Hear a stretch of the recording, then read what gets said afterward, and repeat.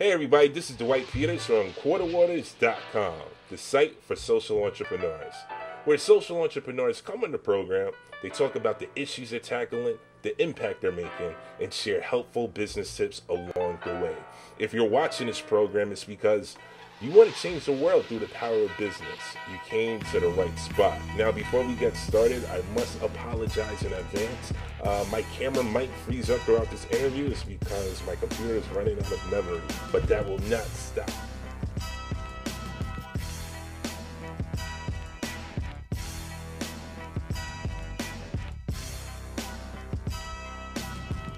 Today on the program, I have with us the founder of Fed by Threads, Alok Appadurai. Alok, was I close? You got it exactly right, Dwight. Awesome. Now, Alok, Fed by Threads is focused on providing food for those in the United States right here who are struggling to feed themselves every day. Why do you guys do what you do? You know, we looked at a lot of issues, and as social entrepreneurs, we identify a problem that really speaks to our heart. And as we began to look at hunger issues in the United States, the numbers were absolutely staggering. You have over 48.6 million Americans who are food insecure, 16.2 million children that are food insecure, 6.2 suburban households that are food insecure. And we just sat down and said, we've got to do something that addresses this problem right in our backyard. And there are many incredible organizations that look internationally and bring aid to many parts of the world. But many people, I think, including myself, didn't quite recognize that the hunger challenges in the United States are very severe. You know, when people think about hunger problems, third world countries will come up. That's right. But surprisingly, 1 in 8 Americans go without food daily. 1 in 8. Right. And you just threw some, high numbers, but not even a number percentage. There's a little girl that's going to school that won't eat dinner tonight, or there's a little kid that's, is out there that's not going to eat. So I understand why you guys do it. So when did this idea come about, and how did this idea come about? Sure. About a year ago, we began looking at the food issue, and we began also wanting to combine an apparel line through our studio in Tucson, the Movement Shala. And that's when we tag teamed with the Community Food Bank of Southern Arizona. And all you have to do, to address your last point, all you have to do is go down to your local food bank and get a human face. Yeah. Meet the people, both who are running these organizations. They could be doing many other things with their lives. They're incredibly talented people running these organizations. The Community Food Bank in Southern Arizona is a 144,000 square foot facility. And the people streaming in and out of that, you know that they are in need. They are not milking the system. They are hungry. And so the wheels got turning. That was the problem we identified specifically, which was hunger in America. And then we began to say, is there a business solution where we can provide people with items that they may already be purchasing in their daily lives, but now you have an item that has actual significance and continues to give back to people who are in need. So it's about a year in the making, and we've really taken it slow and excited about where our next 6 to 12 months are headed. Awesome, man. So you guys come up, you have the mission, you have the idea. So what were some of the first steps of getting this going? And talk about some of the not obstacles, but some of the hindrances, things that slowed you guys down. Sure. Our situation had multiple challenges. On the first side is, I don't have a long history in retail and apparel, right? Yeah. So as an entrepreneur, you have to admit to yourself, what are my strengths? What are my weaknesses? And so I began to go through my network and ask for advice. And I can't emphasize how important that was. So I went to colleagues and friends of mine who are fully established, long careers in the apparel sector. And I said, can you talk to me about sourcing materials? Can you talk to me about design? Can you talk to me about costs, shipping, all of the elements that I really had no exposure to? Yeah. So that piece, I think, is incredibly important, is admit what you don't know. Don't act like you know everything. And then write down those questions and say, okay, I need to go out and hunt and find these answers. So I would say the apparel side, that specific element of running that particular type of business was absolutely a challenge. And then from there, you begin to look at, people think of, oh, it's so easy, let's just start this. Well, then you get into the nitty gritty of, print runs that are screwed up, where you've put out some capital. And many of us as social entrepreneurs have limited capital at our disposal. So you learn the hard way and make mistakes and say, okay, wow, I've got to fix that. And then in our case, we ended up switching print houses who ended up having a much more technological infrastructure, and it's ended up cutting down a lot of our errors. So those are some things that you learn the hard way, some things that you're able to avoid by getting really excellent advice from people around you. But there is no substitute for rock solid experience.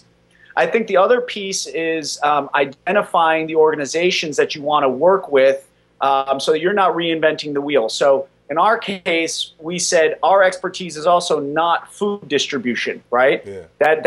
That's a mammoth machine infrastructure that we didn't also have. So the key there was identifying organizations that you'd want to team up with to help you execute the social side of what you're doing. At the end of the day, coming up with a really simple, clear mission that is easily understandable to yourself and to anyone around you, because at the end of the day, getting people to begin to support a social entrepreneurial venture requires them understanding your mission. Yeah. The more simple your mission is, the easier it is for them to internalize it, and then you have word of mouth where they'll say, wow, this organization, this is what they do. In our case, it's simple. We feed 12 meals for hungry Americans from each of our uniquely designed items that we sell. That's it. Yeah. So I would say that's a range of the challenges we faced. The other pieces that I would suggest is be nimble. And that's one of the beautiful things about being a social entrepreneur, being an entrepreneur in general. You're generally speaking, not part of a large corporate infrastructure. So be nimble. Allow your project to change and shape itself. So you begin with a business plan, and some people make the mistake of sticking so tightly to their business plan when through the course of their project growing and breathing, they may actually figure out there's a better channel for their business to head in. So being flexible, being nimble, and being open to change is part of creating the larger change that we hope to see, as Gandhi said. So you mentioned I love Gandhi, man. That's a totally another discussion, man, but I love Gandhi. But, to get back to what you were saying, so, no experience in retail, no experience in apparel doesn't matter. But, and no experience in food distribution doesn't matter. You had a clear mission. Tell me how your experiences from the past, though, has ultimately led you here. Sure. Yeah, I think that's such a great question, Dwight. Recognizing that as a social entrepreneur, failure, unless you have unlimited resources, and many of the social entrepreneurs I know and interface with, we don't have unlimited resources. So in many cases, depending on the project, failure could be right around the corner. I've run prior projects in biofuels and other areas, and some of them failed. And that can be incredibly scary. Failure, the big F word, right? And it's not the curse word, but the big F word of failure can seem like this looming albatross. And what I can proudly say through my past failures is that, and I joke with people all the time, but it actually wasn't a joke in my situations, is that failure won't kill you. And I laugh about that, but there are times when you've raised outside capital and you feel all this pressure and responsibility. You may feel, wow, what happens? Will the earth fall down?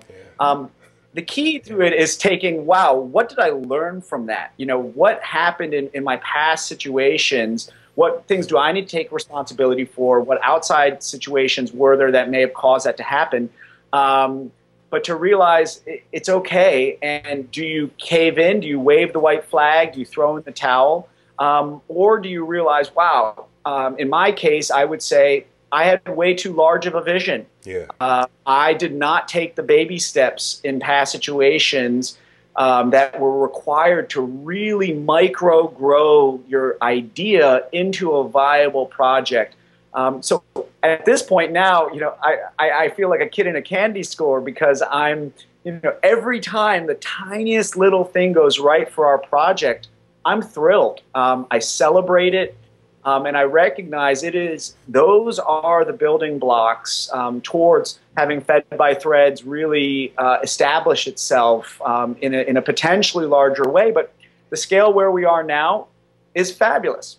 If as the project grows, that's fabulous too. But don't lose sight of the micro steps to getting to where you want to go because you're not at the end of the rainbow. And give us some examples of, from your guys' playbook of baby steps. What baby steps have you guys taken? And, what are the small victories that you guys celebrate?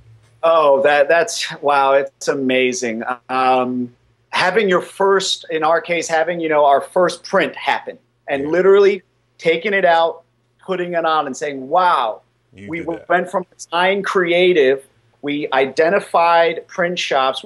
We identified sourcing. I mean, there's so many things that go into just this coming to market, a single piece of material coming to market. And every conversation, every human relationship that gets developed, because, all of these things at the end of the day are about humans working together. For example, we had a print shop that, may or may not have been nickel and diming. And what I said to them was, I said, listen, I want to work with you because you're a locally owned print shop, and I'm paying more to have your services than I could by going through a massive national corporate print shop. Yeah. So there's a give and take there, and having that human, and on the other side, getting an email back where they realize, wow, they're making sacrifices to work with us. We're making sacrifices to work with them. And all of a sudden, you lube the relationship wheels. And to see that blossom where they're then going out of their way to help us because they believe in our mission and realize, wow, there's a real human component. It's not just corporate empire talking to corporate empire. It's human talking to human. So, the micro steps of seeing your business plan come to life, the micro steps of making your first sale. I mean, even if it's a single piece of apparel, someone believed in your project. Having the micro steps of seeing a Facebook post where someone proudly says, hey, these people are doing amazing work, check them out, and seeing two people like that person's post or two people share that person's post and watching a sort of beginning of a viral effect happen. So, wow, the baby steps are endless if you actually take your microscope down to that level and enjoy the ride, man. It's, that's the fun. Too many people are saying, oh, when, this happens or when that happens down the road. But I'll enjoy it. The pleasure is right here, man. It's in every step that you go through. It's in the journey itself. Absolutely. So what's next? And in the setbacks and the failures. Sorry, go ahead. Oh, I was going to ask, so what's next for Fed by Threads? Sure. We've got a great year ahead of us. A number of things are finally falling into place. The first 6 months of a project really can be working out the kinks. Yeah. And that's why you don't want to, expend your whole nest egg in those first 6 months. And you really want to stretch it out because you're going to work through the little design challenges. In our case, it would be design challenges. Relationship challenges. And then, there's the element of getting the right human capital around you, a team. Yeah. So our team is finally beginning to grow. We got to the point where we said, okay, we've got our web presence up and running.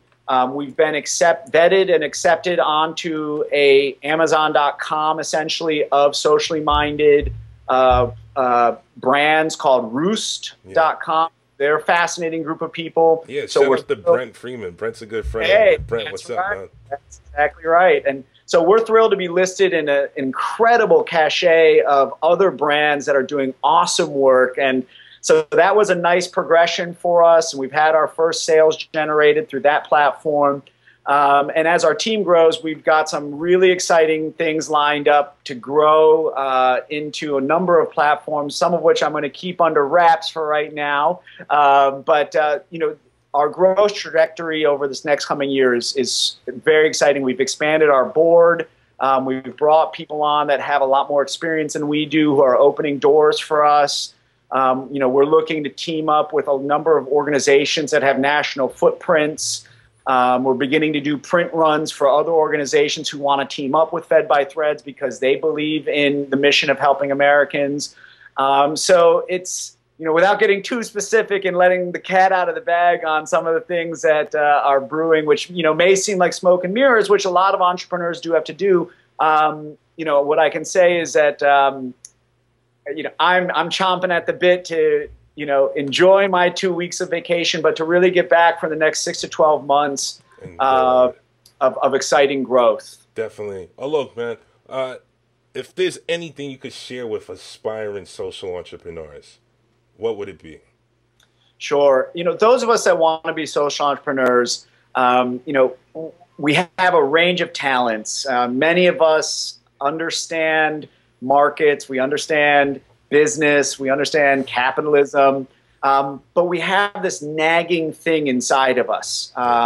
We can't close our eyes. And I just say to everyone, all the other social entrepreneurs I interface with, high school students, college students, even people that have been in business for a long time, I say, listen to that voice. Don't turn that voice off. Let that voice lead you towards something that you believe in. There may be doubt, and this is something I can't emphasize enough. People, because of their own fears, they may doubt your project. They may tear your project apart. They may tell you why you're going to fail. Yeah. That's the easy part. I'm so much more curious in hearing, let's look at those problems and see how we're going to succeed. So believe in yourself, believe in your idea, keep that passion flowing, and never stop educating yourself, reading. That is, I may not know about retail, I may not know about food distribution, but I read until my eyes fall out of my skull to prepare myself to be able to sit with people like you and know, I may not know about a lot of things, but there's one or two things that, I have a little bit of sense of. Yeah. But really listen to that voice and never lose sight of the human element. Why are you doing this? Yeah. You're doing this because it matters. And that is the underlying theme of every social entrepreneur I know. Yes, do they want to make a livelihood for themselves? Do they want to put a roof over their own head? Do they want to take care of their families? Absolutely. And I don't fault anybody for that. But they also have this burning flame to try to do something that matters. And I say never lose that. Never lose that. No matter if your project fails, man, there's 5 more projects ahead of you in your life. But never lose that belief that your talents, your skills, your charisma are valuable because they make a difference and they inspire the next generation to not just go into corporate finance or not just go into mass industrialization, but to say my skills are valuable for something that matters. Something greater. Awesome. Alok, are we leaving anything out? I think we've covered it, Dwight. I'm so thankful that you chose to give a spotlight to Fed by Threads. It really makes a difference to us. These are the human relationships that I talk about, and I hope we can chime in 6 to 12 months and have another really fun conversation where we get to chat, and I'll be able to say, hey man, all those things that I wasn't willing to let out of the cat out of the bag, here we are, Awesome, man. I'm gonna hold you to it, man. So definitely, and we'll definitely be in touch throughout the whole year. Glad to chat, and if there's ever a forum space where you want to bring some young people together, I'd be glad to chime in via Skype. All right, Alok, man, thanks a lot, man. Ladies and gentlemen, Alok, the founder of Fed by Threads. Thanks for coming on the program, man.